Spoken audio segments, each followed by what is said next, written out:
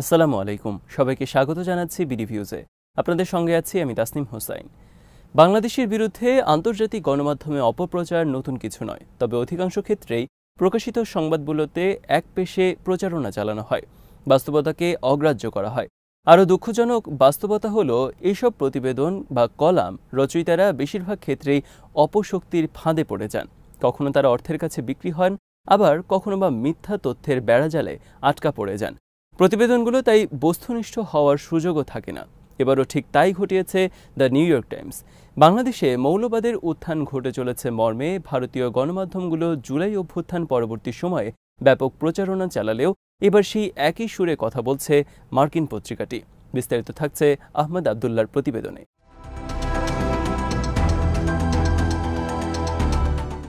New York টাইমসের দক্ষিণ এশিয়ার ব্যুরো চিফ মুজিব মার্শাল এবং সাইফ হাসনাতের যৌথ লেখনীতে কলামটি প্রকাশিত হয় ১ এপ্রিল। প্রতিবেদনটির শিরোনাম ছিল as Bangladesh reinvents itself Islamist hardliner see an opening, অর্থাৎ বাংলাদেশ যখন নিজেকে পুনর্গঠন করছে তখন ইসলামী চরমপন্থীরা নতুন করে সামনে আসার পায়তারা করছে।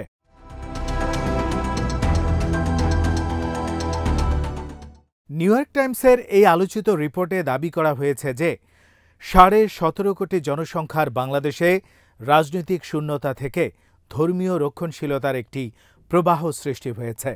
চরমপন্থীরা প্রথমে নারীদের শরীরের উপর নিয়ন্ত্রণ প্রতিষ্ঠার মাধ্যমে তাদের অবস্থান জানান দিতে শুরু করে। বাংলাদেশে স্বৈরাচারী শাসকের পতনের পর যে রাজনৈতিক শূন্যতা সৃষ্টি হয়েছে, সেই সুযোগে এক শহরের ধর্মীয় মৌলবাদীরা ঘোষণা করেছে যে যুবতী নারীরা আর ফুটবল খেলতে পারবে না। অন্য একটি শহরে তারা পুলিশের উপর চাপ সৃষ্টি করে এমন এক ব্যক্তিকে মুক্তি দিতে বাধ্য করেছে, যিনি প্রকাশ্যে এক নারীকে হয়রানি করেছিলেন শুধুমাত্র ভালোভাবে ওড়না পরিধান না করার কারণে। পরবর্তীতে সেই ব্যক্তিকে ফুলের মালা পরিয়ে সম্মানিত করা হয়েছে।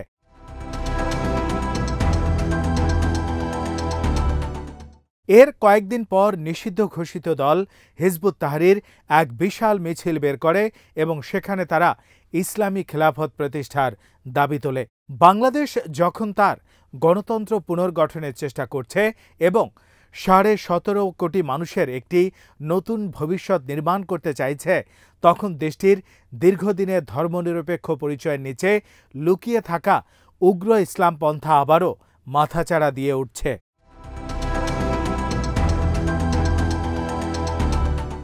নিউ ইয়র্ক টাইমসের ভাষ্যমতে রাজনৈতিক মহলের কর্মকর্তারা যারা নতুন সংবিধান প্রণয়নের কাজে যুক্ত, তারা স্বীকার করেছেন যে নতুন সংবিধানে ধর্মনিরপেক্ষতা আর মূলনীতি হিসেবে থাকবে না। পত্রিকাটির বিশ্লেষণ অনুযায়ী বাংলাদেশে মৌলবাদের উত্থানটি বিশেষ করে নারী শিক্ষার্থীদের জন্য উদ্বেগজনক, যারা প্রধানমন্ত্রী শেখ হাসিনাকে ক্ষমতাচ্যুত করার আন্দোলনে গুরুত্বপূর্ণ ভূমিকা পালন করেছিল। তারা একদলীয় শাসন ব্যবস্থার পরিবর্তে গণতান্ত্রিক বহুমুখিতা প্রতিষ্ঠার স্বপ্ন দেখেছিল, কিন্তু এখন তারা দেখতে পাচ্ছে যে ধর্মীয় উগ্রবাদ বাড়ছে, যা নারী ও সংখ্যালঘু সম্প্রদায়কে বিশেষভাবে ঝুঁকির মধ্যে ফেলেছে।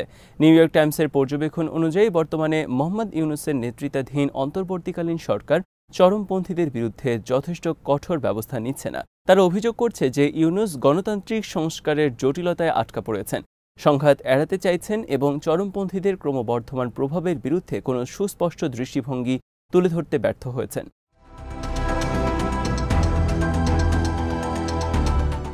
প্রকৃতপক্ষে শেখ হাসিনা সরকারের পতন এবং অন্তর্বর্তী সরকারের দায়িত্ব গ্রহণের পর থেকে ভারতীয় পত্রপত্রিকা গত ৭ মাস ধরে যেভাবে বাংলাদেশ বিরোধী প্রোপাগান্ডা চালিয়ে যাচ্ছে, ঠিক সে অপপ্রচারগুলোই নয়াদিল্লিতে কর্মরত মুজিব মার্শাল তার প্রতিবেদনে তুলে ধরেছেন।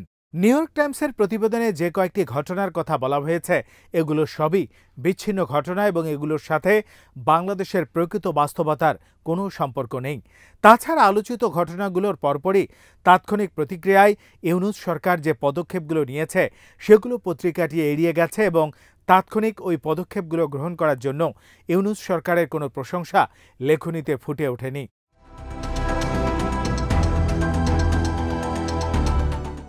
সংখ্যালঘু সম্প্রদায় সুরক্ষায় অন্তর্বর্তী সরকারের আদেশে আইন শৃঙ্খলা রক্ষাকারী বাহিনীর তৎপরতা ও সন্ত্রাস বিরোধী কার্যক্রম জোরদার করা হয়েছে।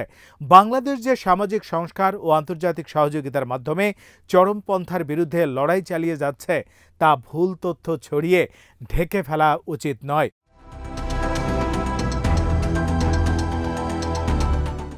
বাংলাদেশের মানুষ বহু বছর আগে থেকেই সাম্প্রদায়িক সম্প্রীতির জন্য অনন্য নজির স্থাপন করেছে এবং গত ৮ মাসে তা আরও স্পষ্ট হয়েছে। ভারতীয় প্রোপাগান্ডা মেশিন এবং তাদের এদেশীয় এজেন্টরা বহুবার উস্কানি দিয়ে দেশে অস্থিরতা তৈরির প্রয়াস চালালেও দেশের সংখ্যাগরিষ্ঠ মুসলিম জনগোষ্ঠী অত্যন্ত যোগ্যতা ও সহনশীলতার সাথে ধর্মীয় চরমপন্থার পথ এড়িয়ে গিয়েছে। অন্তর্বর্তী সরকারের যথাযথ পদক্ষেপ নেয়ার কারণে গত বছর দেশের ৩টি সংখ্যালঘু সম্প্রদায়ের ৩টি বৃহৎ ধর্মীয় উৎসব আনন্দঘন পন্থায় পালিত হয়েছে।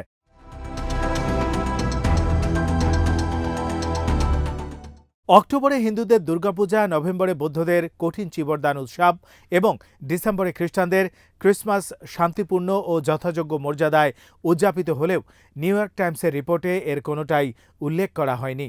আর এবার অনেক বছর পর বাংলাদেশের মানুষ একটি প্রাণবন্ত ও অংশগ্রহণমূলক ঈদ উদযাপন করতে পেরেছে। সারা দেশ জুড়ে যেভাবে উৎসবমুখর পরিবেশে ঈদ উদযাপিত হয়েছে এমনটা বহুদিন এই জাতি প্রত্যক্ষ করেনি। জেলায় জেলায় ঈদের জামাত হয়েছে, ঈদ মিছিল হয়েছে, রাষ্ট্রের পক্ষ থেকে ঈদ র্যালিও হয়েছে। সুলতানি আমলের ধারায় ঈদের সংস্কৃতি পুনরুজ্জীবিত করার প্রয়াস ছিল।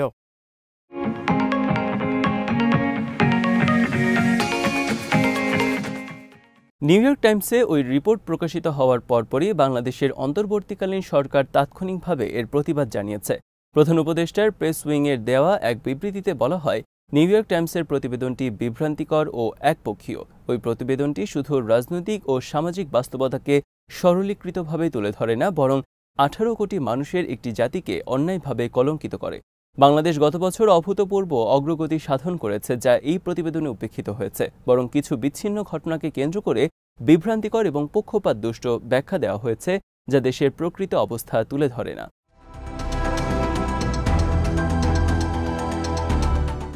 বাংলাদেশের প্রকৃত বাস্তবতা নিউ ইয়র্ক টাইমসের প্রতিবেদনে উল্লেখিত তথ্যাবলীর একেবারেই বিপরীত।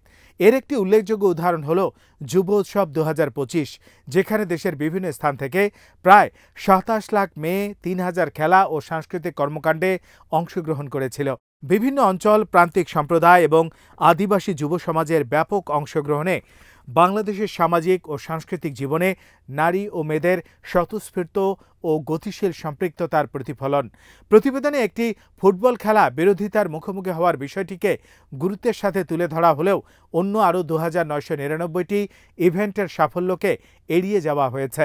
অথচ এই ইভেন্টগুলোতে বিভিন্ন সম্প্রদায়ের উল্লেখযোগ্য সংখ্যক নারী অংশ নিয়েছিল।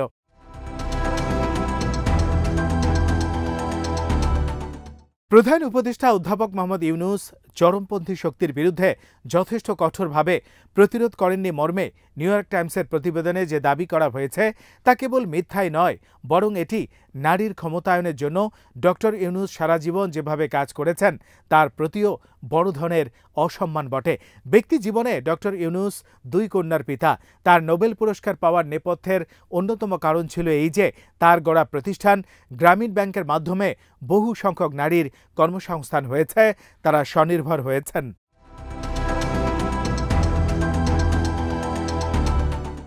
নিউ ইয়র্ক টাইমসে বাংলাদেশের সংখ্যালঘু নির্যাতন ও ধর্মীয় সহিংসতার বিষয়টি তুলে ধরা হয়েছে।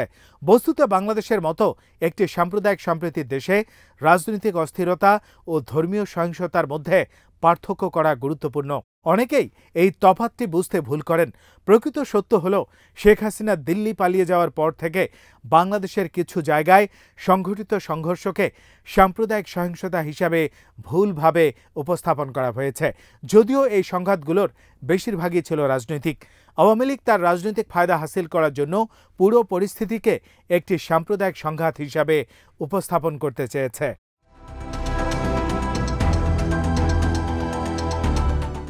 আওয়ামী লীগ পশ্চিমা বিশ্বকে কাঠের চশমা পরিয়ে বোঝাতে চায় যে আওয়ামী লীগ ক্ষমতায় না থাকলে দেশে জঙ্গিবাদের উত্থান ঘটবে, সাম্প্রদায়িক সম্প্রীতি বিনষ্ট হবে।